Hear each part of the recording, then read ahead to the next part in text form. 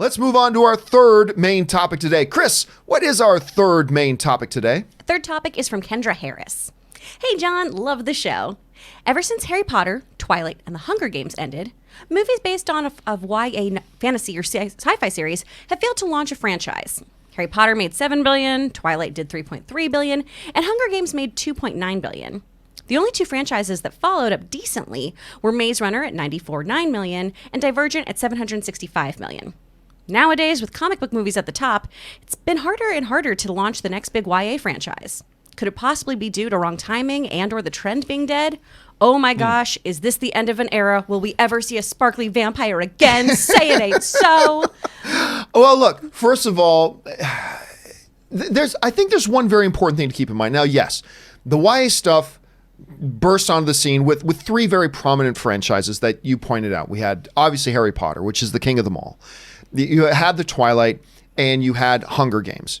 And really, we've not seen those things since. And a lot of people have asked the question, does this mean the end of the YA era and all this kind of stuff? And like, now people are sick of YA because now the YA stuff that they try to make isn't successful and all that kind of stuff. I want to propose a much simpler answer to all that. Look at the ones that we were talking about. Harry Potter, Twilight, Hunger Games. All three of those things, all right, all three of those properties, prior to being movies, were not just popular book series amongst a small demographic of YA readers, okay? These are books that, at the time, I had not read any. I'll tell you to this day, I've not read a single Twilight novel. I've not read a single Harry Potter novel. I did read the Hunger Game novels after I watched the movies. I don't know why I picked those ones, but I did. But prior to seeing them, I hadn't heard of any of them. Sorry, I hadn't read any of them. But I knew about all of them because these three book franchises weren't just big amongst their demographic. These three book franchises were global phenomenons. Mm-hmm. You could never have read a YA book in your life, and you totally knew about Twilight. You knew about Twilight. You heard about Twilight. And Twilight was a household name. I mean, Hunger Games, for heaven's sakes. I remember before the movies came out, I was watching an an NBA playoff game, and I remember there was a shot. I remember this clearly. Back in the locker room as the teams are getting ready to come out, there's LeBron James sitting on his bench reading a Hunger Games book. And like, it was everywhere. And don't even get started about Harry Potter. That was like one of the most globally dominating novel series of all times. I mean, so you had these three immensely popular, immensely huge household name book franchises that then got translated into movies. Divergent? I never heard of Divergent till they started making the movies. Maze Runner? I never heard of Maze Runner. Now, that's not to say they're not good or anything like that. I'm just saying these were not household names.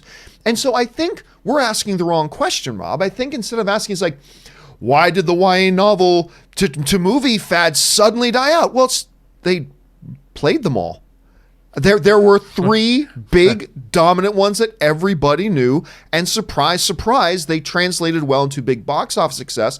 And then there were some other ones that were not household names, and I don't know why any of us would be surprised that they didn't. So, Rob, I don't see it as a trend against YA. I just see it as there were three huge franchises. They got turned into successful movies, and there hasn't been another one since because there hasn't been a franchise with that name value even amongst the general public. Maybe I'm oversimplifying it. Maybe I'm looking at a too low-level point of view. But anyway, Rob, how would you address that question about why aren't we seeing more of these at this point? I think you pretty much nailed it. There was a YA franchise, a book called The Fifth Wave, that they made into a terrible movie with Chloe Grace Moretz. Again, I'd never heard of it until they made that movie. I read the book like Hunger Games. I read the first Hunger Games because Stephen King wrote a review of it in Entertainment Weekly. So I picked it up way before and I've read the first book. I'm like, this is going to be a movie. And that was before it became, I'm like, who wouldn't want to make this into a movie? Well, I read The Fifth Wave, and I'm like, my God, it's an alien invasion story. I'm like, this book is awesome. Then the second book was only okay, and the third book sort of betrayed everything I loved about the franchise. They made a movie that I thought was like, how do you mess this up? But I thought they did mess it up. And I think, like you said, the YA franchise has sort of mutated and morphed. It was a YA book when I was young, you know, and while it was an R-rated Stephen King novel. There's a pretty R-rated. I mean, stuff in I've there. always thought that the YA franchise was sort of strange because when I was like in the 6th grade, I was reading books like Lord of the Rings, which they turned into great movies. And I think the YA moniker itself is sort of a something that came and went. It was of its time, because I think kids, if you're reading, Harry Potter is not sophisticated enough for you when you're 12 and 13. You want to graduate to something else. And if you're going to read Stephen King, and I think Stranger Things, and I think It, the movie series, are reflections of those YA inclinations that have just been played out because there is no more.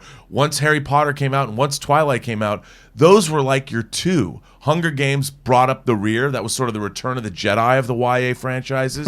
And now, unless you have that global dominating literary force, and of course, then the publishing companies put out every idea under the sun as a YA franchise, hoping they would have that success. But that's played out. It's played out. Ooh, like, Chris, when you're looking at this, is there a deeper rooted thing? Did people just get tired of the YA movies, or is it more just that, those are the big ones and they already got made into movies? How do you see it? I feel like it's the latter, yeah. The big guys got made, and has there been a really good YA franchise since? And a few people in the chat, too, and I agree with them. I've never considered Harry Potter really a YA situation. It was a fantasy thing, heavily steeped in Lord of the Rings kind of mythology. And because it was that global phenomenon, like you were saying, I just never read it that way. I never thought, this is a book made for kids, because all the adults in my life were reading it. It was a different situation for me, too, because I grew up with Harry. When he was 11, I was 11, and I got to go on that journey with him. I just don't think some of these movies have had good scripts, though. Even if the source material was decent, like those Fifth Wave books that you brought up, Rob, if those first few books were fantastic, they're just dropping the ball on these scripts. That's really what it comes down to, is the execution of the movie. And if you're not doing that good shift from one medium to the next, you're not going to have a successful franchise, no matter who you have starring in it. All right, guys. Question here is, what do you think about all that? What would you attribute to the fact that we haven't seen the next Twilight, the next Hunger Games, hell, even the next Harry Potter? What are your thoughts on that? Jump down to the comment section below and let us know your thoughts. All right.